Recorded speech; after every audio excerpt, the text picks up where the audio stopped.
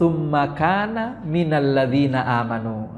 Summa kana minal ladzina amanu. Summa, kemudian, kana adalah orang itu minal ladzina amanu.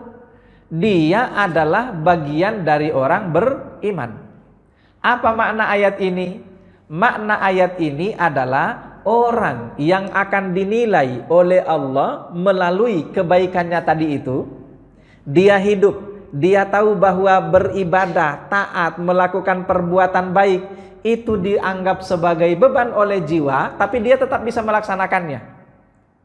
Saya ulangi, ketaatan, ibadah, amal kebaikan dianggap sebagai beban bagi jiwa umat manusia atau oleh jiwa umat manusia, tapi mereka tetap memilih jalan itu. Orang-orang yang bisa kayak gini dan dia akan dapat ganjaran dari Allah harus pakai syarat amanu. Kalau nggak ada iman, nihil. Kalau nggak ada iman, habaan mansura, debu yang ditiup dan diterbangkan oleh angin. Kalau tanpa iman, habitat a'maluhum, semua amal kebaikan itu sirna, tanpa bekas. Bisa dipahami? Ini syaratnya, summa kana minal ladzina amanu. Kemudian orang itu adalah orang beriman. Itu syaratnya. Makanya ada beberapa ayat di dalam Al-Quran yang menjelaskan tentang kebaikan orang-orang kafir itu nggak ada nilainya. Tapi apakah bisa dapat balasan di dunia? Bisa, tapi di akhirat nihil, kosong, nol. Itu di akhirat. Dan ada beberapa ayat yang menjelaskan tentang hal itu. Ada beberapa ayat. Ayat yang pertama itu ada dalam surah An-Nur ayat 39. Di sana Allah katakan gini, walladzina kafaru, dan orang-orang kafir itu, a'maluhum, amal kebaikan mereka. Amal kebaikan itu kan berarti aqabah tadi ya. Ini dianggap sebagai beban, tapi tetap dijalankan. Itu aqabah namanya, dan itu disebut amal soleh.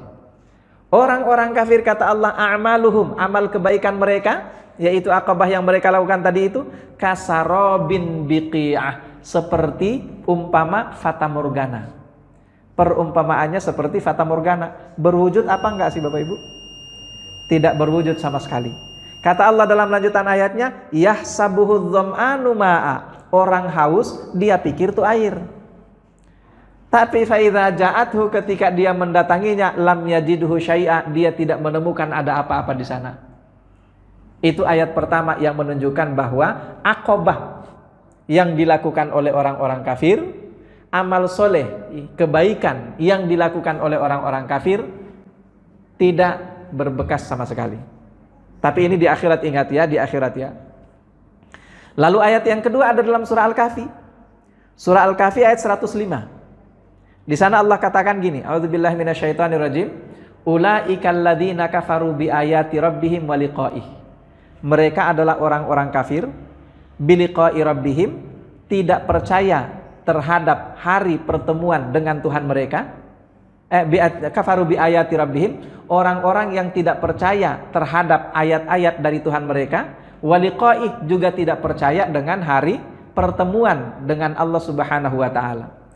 Allah kemudian lanjutkan ayatnya, habitat a'maluhum, maka amal perbuatan kebaikan mereka yang disebut sebagai aqabah tadi habitat.